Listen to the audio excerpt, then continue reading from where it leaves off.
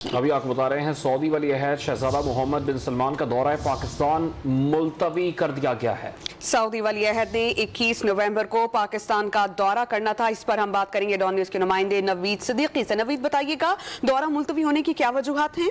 جی، وجوہات اس وقت تک سامنے نہیں آ سکی اور اس بارے میں ہم نے ایک ذریعہ ہے، ہم سورس ہے دفتر خارجہ میں، ان سے کنفرم کروایا تو انہوں نے تصدیق کر دی اس بارے میں کہ سعودی ولی عہد شہزادہ محمد بن سلمان جو 21 نومبر میں انہوں نے پاکستان آنا تھا، ان کا دورہ ملتوی کر دیا گیا ہے اور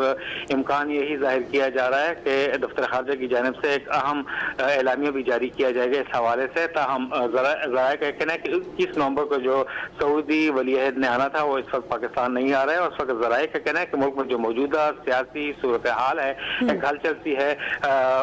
چیئرمین تحریک انصاف کی جانب سے اس وقت جو لانگ مارچ کیا جا رہا ہے وہ وجوہات بھی ہو سکتی ہے۔ تاہم انہوں نے آنا تھا اور کافی اچھی ان کی آمد کی خبروں کی وجہ سے اسٹاک ایکسچینج میں بھی بڑی تیزی دیکھنے میں آ رہی تھی، کیونکہ اربوں ڈالر کی سرمایہ کاری کرنی تھی انہوں نے اور ایک آئل ریفائنری لگانی تھی وہاں پر گوادر میں 12 ارب ڈالر اس میں انویسٹمنٹ تھی، اور اربوں ڈالر کی انویسٹمنٹ کی وجہ سے کافی جو اسٹاک ایکسچینج تھا وہ کافی اوپر جا رہا تھا اور یہاں پر کاروباری اور تجارتی حلقے بھی خوشائن قرار دے رہے تھے۔ تاہم اس وقت جو ہے